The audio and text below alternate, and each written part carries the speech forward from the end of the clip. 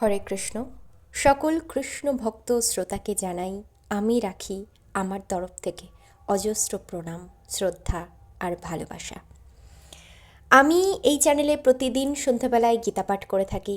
আপনারা অনেকেই আমার শ্রোতা আছেন, আমার সঙ্গী, যারা হয়তো যাদের চোখে দেখা যায় না, কিন্তু যারা আছেন, আমি যখন গীতা পড়ি আমার সামনেই তারা বসে থাকেন। আমার তো তাই অনুভূতি হয়।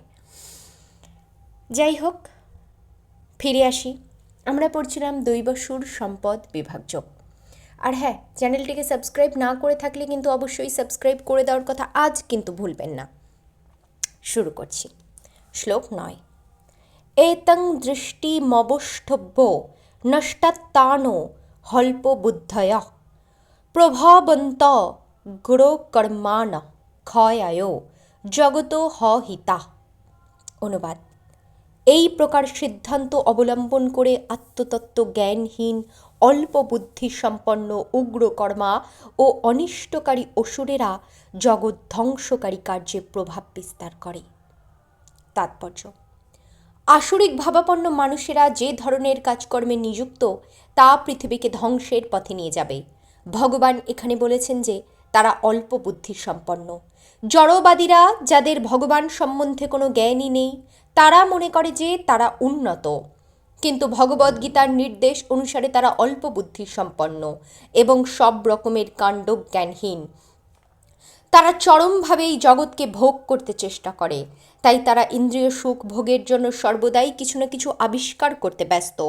এই ধরনের জড় আবিষ্কারগুলিকে মানব সভ্যতার উন্নতি বলে মনে করা হয়েছে, কিন্তু তার ফলে মানুষেরা আরও বেশি নিষ্ঠুর ও হিংস্র হয়ে উঠছে, পশুর প্রতি নিষ্ঠুর হয়ে উঠছে এবং অন্য মানুষের প্রতি নিষ্ঠুর হয়ে উঠছে। পরস্পরের মধ্যে কীরকম আচরণ করা উচিত তার কোনো ধারণাই তাদের নেই। আসুরিক মানুষদের মধ্যে পশু হত্যার প্রবণতা অত্যন্ত প্রবল।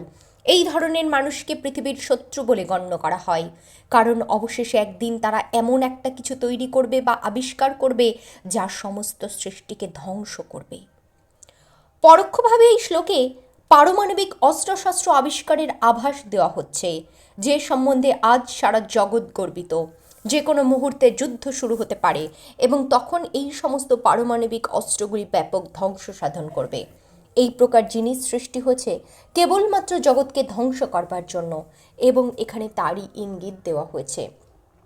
নাস্তিকতার প্রভাবে মানব সমাজে যে ধরনের অস্ত্রগুলি আবিষ্কার করা হয়েছে সেগুলি জগতের শান্তি ও সমৃদ্ধির জন্য নয়। সম্ভবত শিল প্রভুপাদও যে সময়ে দাঁড়িয়ে এটা লিখছিলেন সেটা পারমাণবিক অস্ত্রের প্রথম প্রদর্শনের যুগ ছিল। আসি পরের শ্লোকে। শ্লোক 10। কামশ্রিত্য দুষ্পুরং দম্ভ মান মদান্বিতা মোহাদ গৃহীত সদ্গ্রাহণ প্রবর্তন্তে হসুচিব্রতা। অনুবাদ: সেই আসুরিক ব্যক্তিগণ দুষ্পুরাণীয় কামকে আশ্রয় করে দম্ভ, মান ও মদমত্ত হয়ে অসুচি কার্যে ব্রতী হয় এবং মোহবশত অসৎ বিষয়ে প্রবৃত্ত হয়। তাৎপর্য: এখানে আসুরিক মনোবৃত্তির বর্ণনা করা হয়েছে। অসুরদের কাম কখনো তৃপ্ত হয় না, তাদের জাগতিক সুখ ভোগের তৃপ্তিহীন বাসনা ক্রমান্বয়ে বর্ধিত হতে থাকে। যদিও অনিত্য বস্তু গ্রহণ করার ফলে তারা সর্বদাই উৎকণ্ঠায় পূর্ণ, তবুও মোহের বশে তারা এই ধরনের কাজকর্মে প্রতিনিয়তই নিযুক্ত থাকে। তাদের কোনো রকম জ্ঞান নেই এবং তারা বুঝতে পারে না যে তারা ভুল পথে এগিয়ে চলেছে। অনিত্য বস্তুকে গ্রহণ করার ফলে এই ধরনের আসুরিক মানুষেরা তাদের মন গড়া ভগবান তৈরি করে, তাদের মন গড়া মন্ত্র তৈরি করে এবং তা কীর্তন করে। তার ফলে তারা জড়জগতের দুটি বস্তুর প্রতি আরও বেশি করে আকৃষ্ট হতে থাকে: যৌন সুখ ভোগ এবং জড় সম্পদ সঞ্চয়। অসুচিব্রতা কথাটি এই সূত্রে খুব তাৎপর্যপূর্ণ।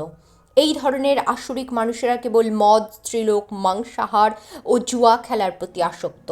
সেগুলি হচ্ছে তাদের অভ্যাস। দম্ভ ও ভ্রান্ত সম্মানের দ্বারা প্রভাবিত হয়ে তারা কতকগুলি ধর্মনীতি তৈরি করে, যা বৈদিক অনুশাসনের দ্বারা অনুমোদিত হয়নি। যদিও এই ধরনের আসুরিক ভাবাপন্ন মানুষেরা এই পৃথিবীতে সবচেয়ে জঘন্য শ্রেণীর জীব, তবুও কৃত্রিম উপায়ে এই জগৎ তাদের জন্য মিথ্যা সম্মান তৈরি করেছে। যদিও তারা নরকের দিকে এগিয়ে চলেছে, তবুও তারা নিজেদের খুব উন্নত বলে মনে করে। আজ এ পর্যন্তই সমাপ্ত। আসছি পরের পর্বে, ততক্ষণ সুস্থ থাকবেন। কমেন্টে কিন্তু অবশ্যই লিখে যাবেন। কী লিখতে হবে সেটা তো আপনারাই জানেন। আমি প্রত্যেকের কমেন্ট চাই। যারা যারা এটা পড়ছেন, পড়ে চুপি চুপি চলে যাবেন তা কিন্তু হবে না, হচ্ছে না।